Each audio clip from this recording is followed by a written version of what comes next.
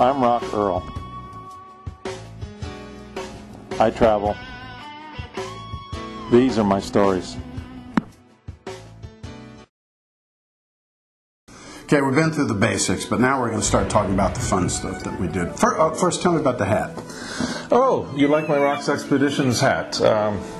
This is an idea that I picked up from a couple Norwegian guys on the icebreaker cruise. First of all, I do the ROX Expeditions hats, and when we have an expedition, we try and customize it. For example, in their written language, this means China right there, and then I put 2007 over here. So when all of the people came in, everyone got a hat. And then what I do is when I travel around, it's really easy and cheap. For $1 or $2, you can customize your hat with the little pins from wherever you are, and it's easy to get home and it's not expensive. So that's my little travel tip for this show. That's my China hat. And he also makes airplanes out of beer cans. He does a really nice job of that. Okay, I was kind of curious why you were wearing that. As we progress through Shanghai, there's some things that we did that was touristy stuff.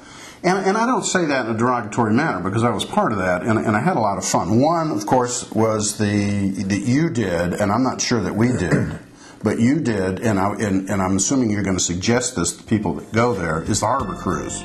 Yeah, the harbor cruise is neat. It's just another harbor cruise. We've been on harbor cruises everywhere, but this is a river, and it takes you up the river, and they actually talk about the bund and the different buildings and where that ends and where things start, and you just get a different perspective when you're actually on the water. I would highly recommend it. It's a couple hours and probably $5 or $10. Yeah, there's a lot of history in that, and while you're doing that, because we keep coming back to the Pearl television tower, and that's the tower that I was talking about earlier that's on the side of the river that's the new stuff. That's the other thing you have to do to get another perspective is go up in the Pearl Tower. At the very top there's an observation deck, and that's a mind-blowing experience. So if you do the harbor cruise on the water and you stand on the bund and you go up to the top of the Pearl, you get a great view of this incredibly huge city. Now real quick, both of us are scared of heights. Did you have a problem up there? A little bit. Yeah, when you actually get up there and you walk to the rail and you look down, it's a bit of a problem. Okay, but it's not the type where you turn into a different person. No, it wasn't a giant problem. Okay. We're staying at the St. Regis Hotel. Every day we go out, we have a bus. We have a bus driver, and we usually have an interpreter that's with us. Now let's talk a little bit about the tipping, because people that go don't quite understand what they're supposed to do. Now it'll be in your printed material, but how did you feel about that? Oh, the tipping drives me nuts. I mean, if someone would just find a solution for this, and you never know what the truth is. On our type of excursion, we had a guide who was with us the whole time, 24/7, Stephen. We came to know and love. And, of course, we would tip him at the end of the trip. But every day, every different bus, every different interpreter, every different guide, every different boat driver, whatever it was, turned out they were expecting a little tip, and they always give the sob story about, well, they don't make a salary or whatever, they depend on your tips. I don't know if that's true or not. I got burned out on it after a little while, and I would get off a bus or two and just not pay anything. But typically, if you have a bus driver for a day and you end up giving them the equivalent of a couple bucks per person, they're happy. It's just kind of a pain, and it gets a little bit old. Okay. The other thing that I'd like to visit about is well, first, I should have probably gone. I've always wanted to go to China. I should have probably gone in the 80s because China has been discovered. And after the Olympics, it's going to be totally different. So if there's a chance that people can go between now and the Olympics, they should probably do so. But even then, it's reached the point now where they know that you're a tourist, and they are going to try to sell you something. So you want to be aware of that. And the best thing to do is what? Just smile and just walk on. Don't make eye contact. And we'll talk about this when we get to Beijing. We were in Beijing in October of 2004, and between then and now, there's been unbelievable changes. It's kind of like what we talked about on the North Atlantic show, the icebergs melting and everything. This stuff you got to do now. China will not be. I mean, even if you went next week, you'll see a pre-Olympics China. You'll see it in a certain state of preservation. If you wait 5 years. It won't be there. It will be a different China. No, and it's on the news every night. And now I'm noticing plane fares to China. So if you're going to go, this is something that you've always dreamed about. You should probably think about doing this. There was one thing that talk about something, because I got to think of I just thought of a great story. So talk about something so my feeble mind can remember what it was. Well, a couple of things that I want to touch on that we kind of passed over while I was in my local living mode in Shanghai. I went with my host to get a haircut. and I didn't need a haircut. I had just gotten one for the trip. I was going to be away a month. But he talked me into it, and as it turns out, it's a mind-blowing experience. It's a little narrow shop right next door to the noodle shop, actually, and you go in and you buy prepaid cards, and if you prepay like a couple months in advance, they mark off every little haircut and you get them for about half price. And what you get for half price, which in my case was a couple dollars, is a 15-minute back and neck massage. I opted for a 15-minute arm and hand massage, and then they cut your hair.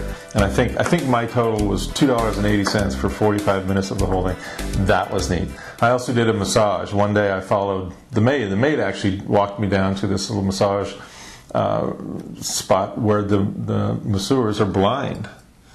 And this is a skill they teach them there, because the blind have great other senses, and they can feel and intuit things that sighted people can't. And I opted for 2 hours with this guy, and frankly, he was a brute. He killed me.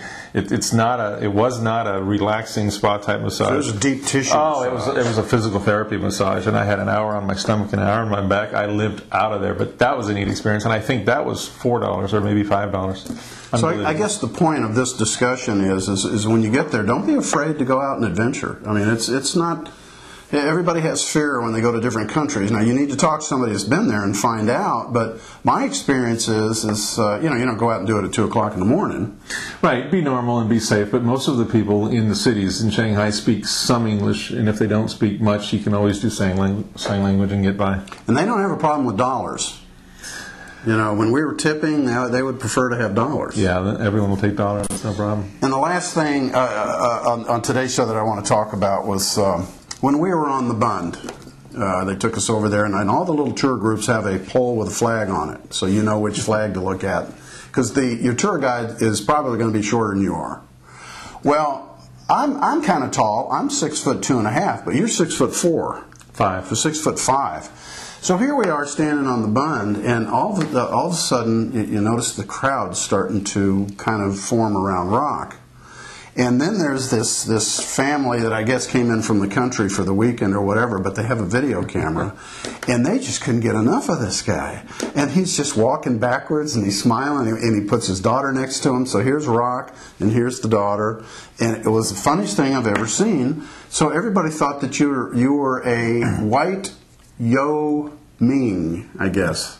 So it was pretty funny. So if you're tall and you go to China, you're going to have a very interesting experience. And at some point, as I recall, someone said movie star and pointed to me because there was a funny story from Korea about that with the schoolgirls and everything, and it just became pandemonium. And they followed us through the tunnel into the street and out, and they were taking pictures. And actually, my buddy Brett here kind of liked the attention, even if it was secondary. Well, they weren't filming me. Yeah, I was carrying his bags. That's what it was about. Next week, are we going to stay on Shanghai? We still have some stuff to cover? We have a little bit to cover, maybe, but primarily we're going to get on the boat. We're going to fly to the city where the Three Gorges Dam is, where the boat is moored. We're going to get on the boat. We're going to tour the dam. We're going to go up to Yangtze. We're going to watch it filling up, covering all these old ancient cities, and look at all the new stuff. And we're going to get off in Chongqing and head for the terracotta warriors of Xi'an. And I got to tell you, that river was a very cosmic experience. And I'm not kind of that person, but I am now. So we'll see you next week. I'm Red. I'm ROX. Thanks. See you then. Hi, this is ROX. Some people ask me where I've been, but everybody asks me where I'm going. And this October, I'm pleased to announce that it's Tahiti. We've got 10 nights aboard the small Princess Cruise Lines vessel Tahitian Princess, going to Moorea, Bora Bora, the Marquesas, and several other islands I can't even pronounce. It's cheap, it's easy to get to, it's only 8.5 hours from LA. We're going to have a great time. Give ADA Travel a call at 836-7411 or log on to my website. Thanks.